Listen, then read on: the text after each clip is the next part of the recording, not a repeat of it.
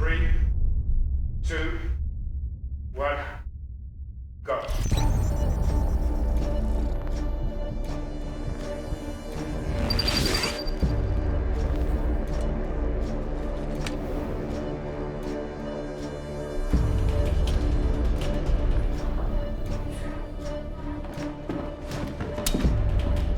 Right at the beginning of the movie, we will see Paul reluctantly training with Gurney Halleck. Gurney tries, a bit like we do sometimes with teenagers, to warn him, to wake him up. It's rude. When you first see Gurney with Paul, it's more of a professor-teacher thing, where you're seeing moves. You're in this place where you're like, okay, you're supposed to be tat, tat, tat, tat, tat, tat. That's what we shot first. Those were my first 3 days. And on those days, Josh was captain, you know, had done combat sequences like that. And true to the nature of the scene, he's the weapons master. So he took the lead. Oh, man.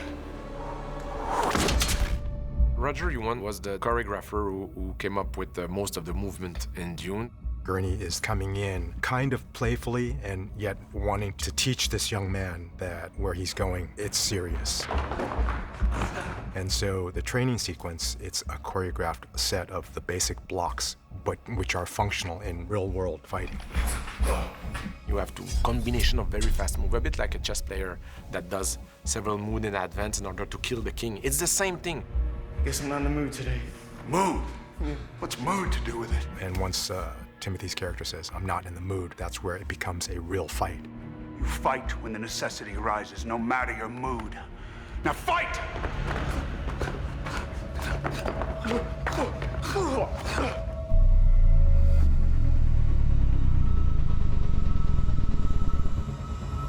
It's a cross mix between martial arts and fencing, where you do a certain amount of movement to distract the opponent in order to be able to bring the blade inside his shield.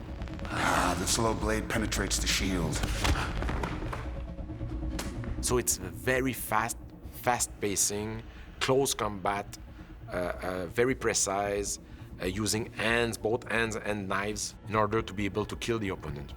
It's a very specific technique that belongs to Dune. Now you can take it away and just send it. Okay, so if that is, you mean like that? Yeah. The Atreides system I based on a Kali and a specific style of Kali, Balintawak, which is very, very short movements because their blades are shorter. So it adapts to that type of weaponry.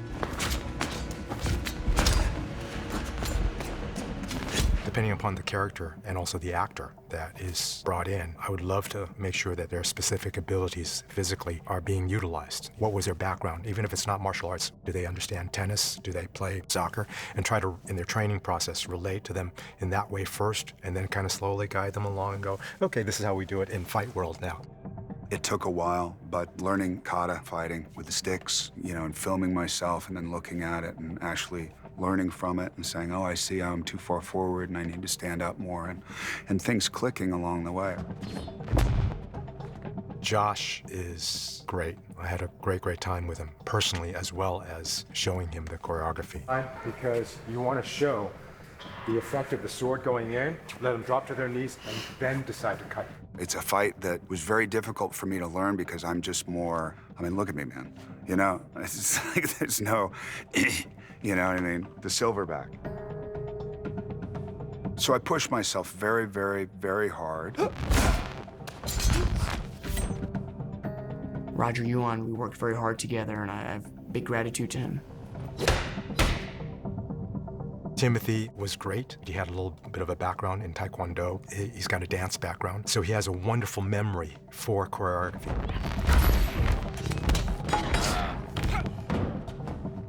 I said, look, do everything slow motion. Let your body feel connected so that it's not just a mechanical movement of arm and shoulder. It's that your whole body and your mind and intent of what you're doing, that's combined. Then we can go into doing it fast.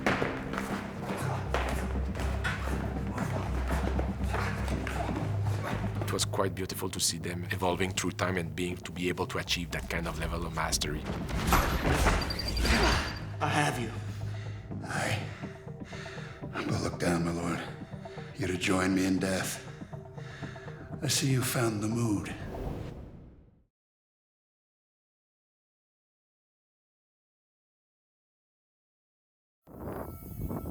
What would you do if your ornithopter went down out here? You wouldn't want to go down out there. It's worm territory.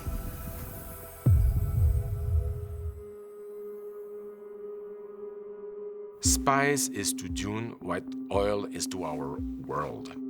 The sandworm goes in the deep desert and attacks the spice harvester because they are territorial beasts and they want to protect the spice fields. The harvester's like a rolling factory. We always started designs on what would it really look like. Like if you were really on a futuristic planet full of sand and you had to extract something that was embedded in sand and filter it through, how would you really do that? The challenge was to make that look interesting. I didn't want this to be an oil rig with tank treads on it. When I first started with this harvester, Denis asked me, how would it be extracting the spice? How is it moving? Is it crawling on legs like a spider? Is that too futuristic? Is it working on treads? One of the hardest parts of my job is to making something look interesting.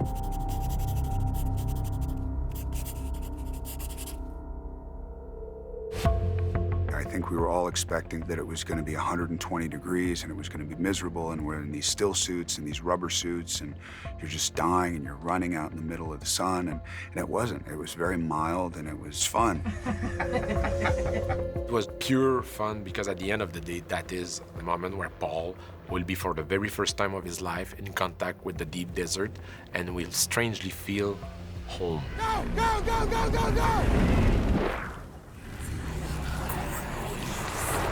There was a moment Paul was kneeling in front of the spice harvester, and he wanted the kneeling in front of it to be really specific. Denis is incredibly conscientious about everyone and about the performers and checking in and making sure things are working well. He just knows how to bring the best out of them.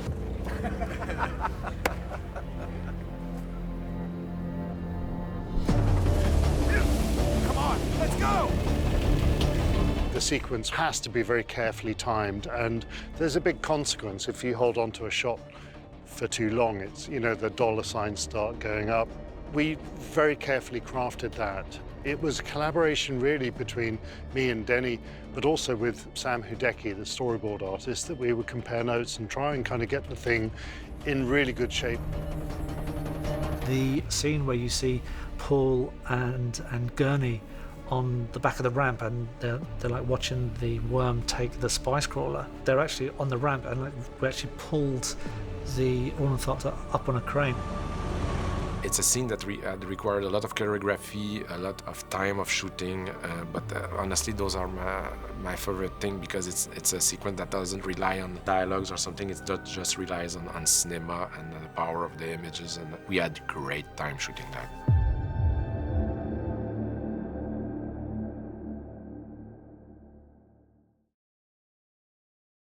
Roll sound.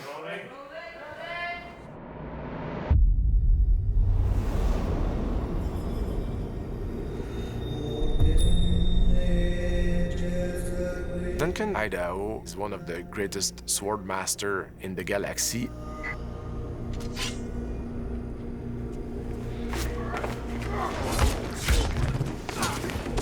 Duncan is who you want by your side when you're in the foxhole. Jason Momoa is a beast. He do his fighting sequence like a dancer. Ready? Bang low, go. There you go. He loves to fight. He loves the choreography. I think it's his favorite part.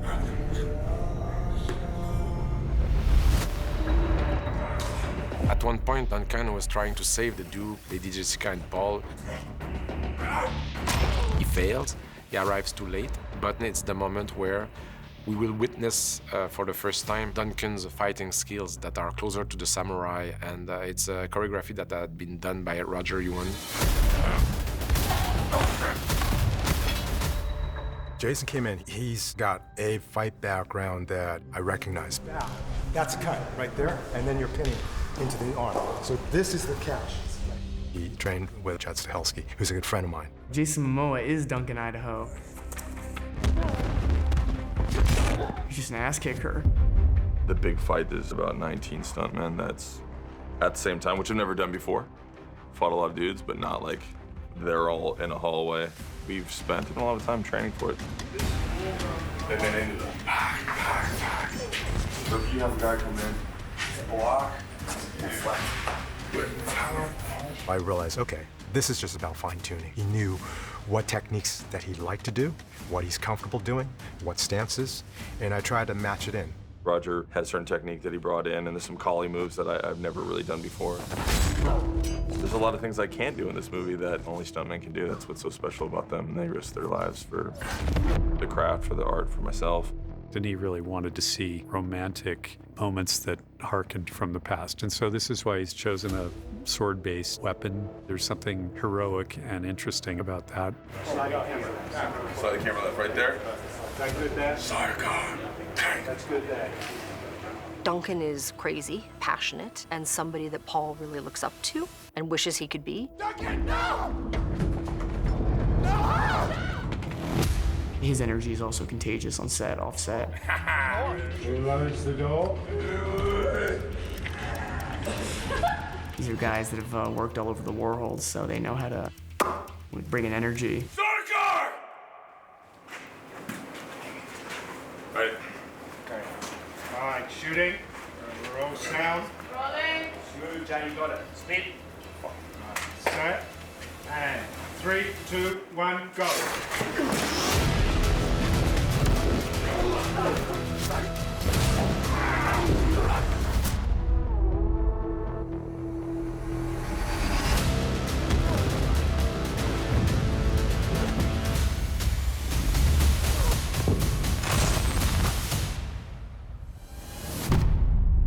My love was death. At night, looks after the family, and I was honored to play the role. It's really cool because Denis doesn't really get to do those kind of action pieces, and so to see the excitement and like things that necessarily I've done, but it's through his lens, through Greg's lighting. When I go and look at it, I'm like, wow, just a total different experience, which is beautiful.